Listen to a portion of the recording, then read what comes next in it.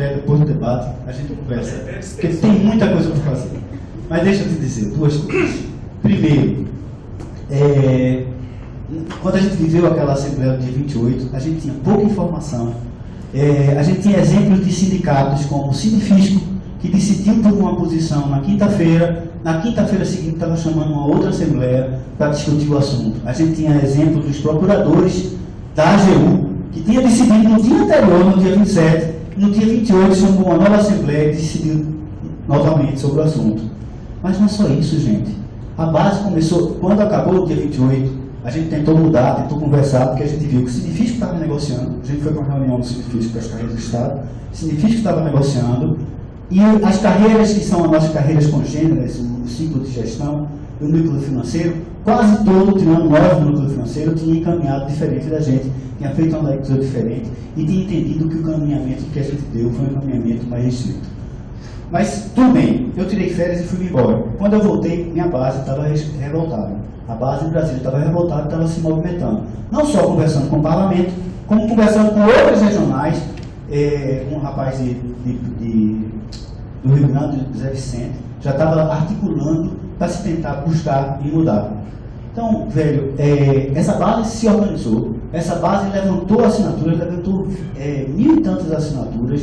É uma situação sem precedentes na história desse país, desse sindicato, levantar 1.000 e tantas assinaturas para tentar rever uma situação, para permitir, e eu acho pessoalmente que a votação do dia 7 de dezembro deu claro que os servidores do Banco Central queriam rever, ou queriam ter o direito de rever a sua posição. E a gente negar ao servidor de rever a posição dele por uma questão estatutária, por um procedimento burocrático, a gente se afastar da base da gente usando de um instrumento que é um instrumento legal. Eu vou dizer uma coisa a você. Quando a sociedade quis expulsar o Collor, ela estava indo de encontro com o instrumento. Ele tinha sido escolhido presidente da República, ele era a pessoa que tinha direito de ser presidente da República, e a sociedade insistiu, o Congresso Nacional não queria alterar, não queria expulsar ele, até que o movimento foi tão grande, tão forte, que a sociedade foi lá e tirou. Deixa eu a mesma coisa aconteceu há pouco tempo. A sociedade se organizou para fazer a lei de ficha limpa, fez um abaixo-assinado forte, mais de 1 milhão inicialmente, fisicamente, depois 2,5 milhões, contando com as assinaturas eletrônicas, levou ao Congresso Nacional. O Congresso Nacional queria alterar as regras do jogo, indicavam que você deveria alterar para proibir candidatos ficha suja de ser candidato. Não, as regras do jogo não faziam isso, mas a sociedade pressionou e eu tenho certeza que no seu coração você queria que isso ocorresse, que a gente tivesse leis que impedissem candidatos ficha suja de estarem se candidatando a cargos públicos. Não foi a mesma coisa que aconteceu no Sinal. O que aconteceu no Sinal foi a mesma coisa, foi a sociedade se organizando, buscando a sociedade, a nossa base de servidores, buscando alterar uma decisão que ela já não estava tão confortável e pedindo o direito de se manifestar. Então nós, como sindicatos, fechar os olhos a essa manifestação e não deixar ela ter o direito de se pronunciar de novo, seria assim, a meu ver, se afastar da base e usar o sindicato como um ente autônomo. O sindicato não tem sentido de existir se não for para representar o servidor. Se o servidor, seja ele filiado ou não, queria o direito de repensar ou de se pronunciar sobre o assunto, essa base estava forçando, e o sindicato tem que ter a sensibilidade de se aproximar da base e perguntar realmente se era para se fazer ou não.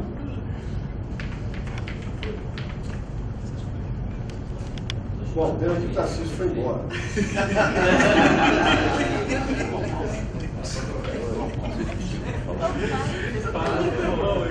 Depois vocês estão ouvindo? Depois vocês transmitem para ele. Bom,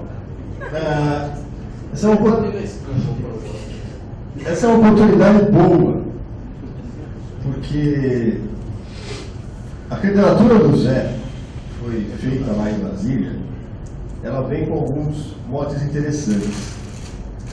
Um deles, que eles querem valorizar a GM, fazendo menos a GM. Eles falam muito em transparência.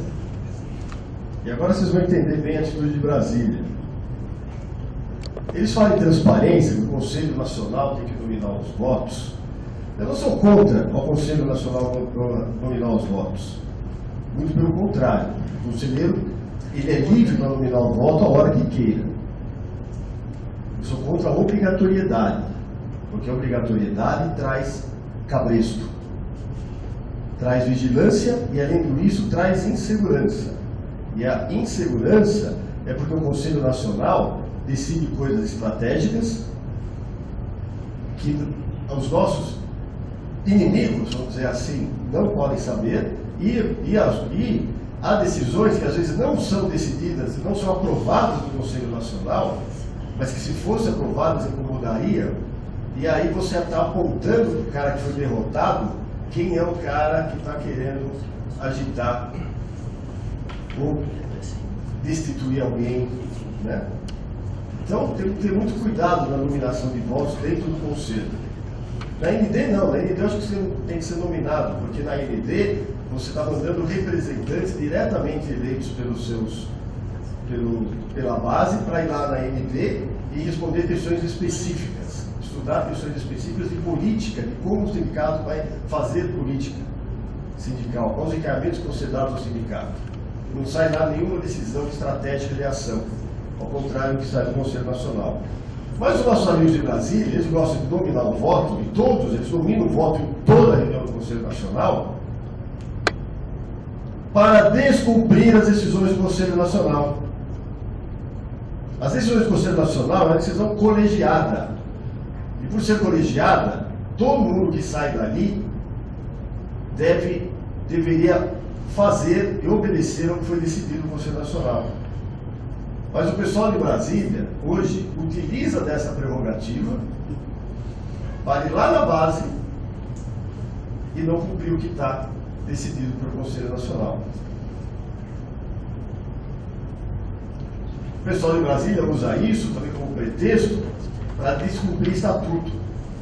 Estatuto não pode ser alterado ou ser utilizado como você bem entende, a hora que você quer, da forma altera, ou não, agora isso não me serve, tá? É muito interessante, né, o posicionamento lá de um dos elementos da chapa do Zé lá em Brasília, que para o abaixo-assinado servir assinaturas de não filiados. Enquanto isso não está no nosso estatuto. O nosso estatuto diz que para alterar o governo, fazer uma assembleia, é necessário uma convocação com o número certo de assinaturas de filiados. Mas depois, quando tem um não filiado que fica instigando ele na rede, aí ele fala, pô, por que esse não filiado fica me instigando na rede? O que ele tem a ver com a minha eleição aqui? Comportamentos antagônicos que servem simplesmente para o seu próprio benefício, ou seja, se o benefício é bom ter só filiado, então eu vou só filiado. Se o benefício é bom que o não filiado compareça, então vamos atender a isso. Tem uma parte interessante da última campanha que o pessoal de Brasília pediu, dentro de uma matéria, que fossem lá pessoas das outras regionais para descer o prédio junto com eles, num determinado dia. E São Paulo mandou um conselheiro para lá. Ele foi lá, se colocou à disposição. Ele falou, não, acho que não vai, não vamos, etc. E tal. Resultado, desceram o prédio e não avisaram o conselheiro que eles iam descer o prédio. Fizeram isso lá em Brasília. E ser colocado à disposição, o pedido foi deles. Tá? Então, não há garantia de que a gente consiga fazer as coisas unidas. A gente tem que entender que o sindicato é unido, tem que ser um sindicato só. Se uma regional descumpre, uma regional rasga o estatuto, nós nunca mais vamos conseguir fazer uma campanha em bom tempo. Brigadaro. Agora a próxima inscrita para a pergunta é Miriam, 1 minuto. Mais alguém inscrito? Fernando. Nós, gente. Então, peraí, deixa eu. Flávio. Cláudio. Quem mais? Mauro. Antônio. Mais alguém? Tem Flávio, Cláudio, Mauro, Antônio. Mais alguém? Tem eu aí. A Miriam, eu. Você também? Tá logo depois de mim. Ah, é. Depois da Miriam, então, Fernandinho. O Fernando. Ok, então, Miriam, Fernandinho, Flávio, Cláudio, Mauro, Antônio. Aí a gente encerra, tá bom, gente? Eu estou anotando. Acho que já vai encerrar a discussão. Porque senão nós já são 11h15. Fatinha. Pronto. Pessoal, todos que estávamos conselheiros em abril e Tá? maio Não tá ligado de sobre o microfone.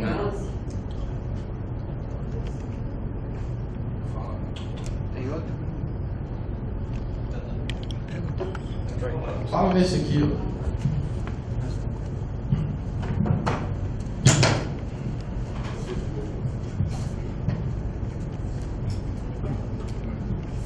pessoal, todos que estávamos conselheiros em abril e maio de 2011, sabemos que o sistema de votação eletrônica ficou sob suspeição. Realizada a auditoria, ainda em 2011, restou provar que o sistema não era passível de auditoria, conforme exige o Estatuto. Modificações foram feitas, mas o sistema continua sob o controle dos próprios candidatos. É como se o Partido dos Trabalhadores, hoje, tivesse o comando do sistema eleitoral brasileiro, e não o TSE e seus servidores concursados. O que pretende fazer, como presidente do Conselho Político do Sinal, para corrigir essa afronta à democracia?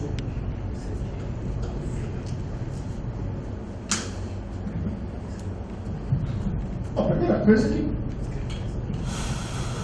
me estranha dizer que está sob o controle dos sindicatos hoje sobre a votação eletrônica. Não é isso que é do meu conhecimento. Tá? O sistema de votação eletrônica ele está sob o controle da Comissão Eleitoral Nacional. Tá?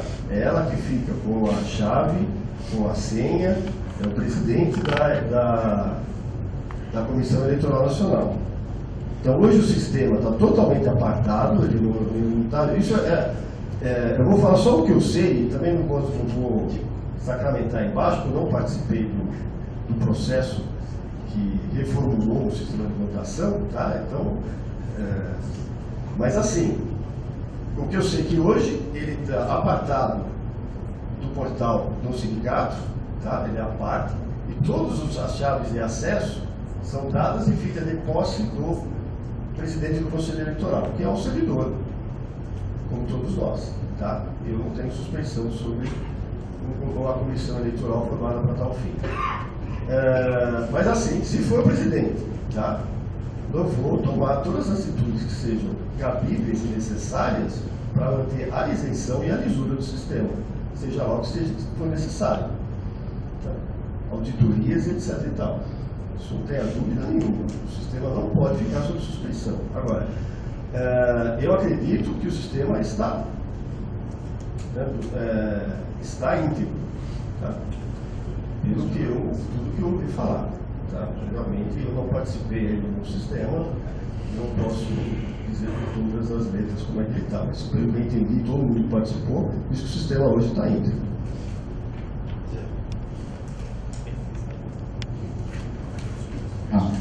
Bem, primeiro, Miriam, me dá um minuto só, antes de responder isso, dizer o seguinte. Uma coisa é um servidor não filiado dizer que quer votar de novo sobre uma questão salarial que afeta a vida dele. Então, ele tem todo o direito de fazer isso. Outra coisa é um filiado do Sindicerp, todo dia na rede, dizer como sinal deve encaminhar as suas votações internas para presidente e para o seu conselho.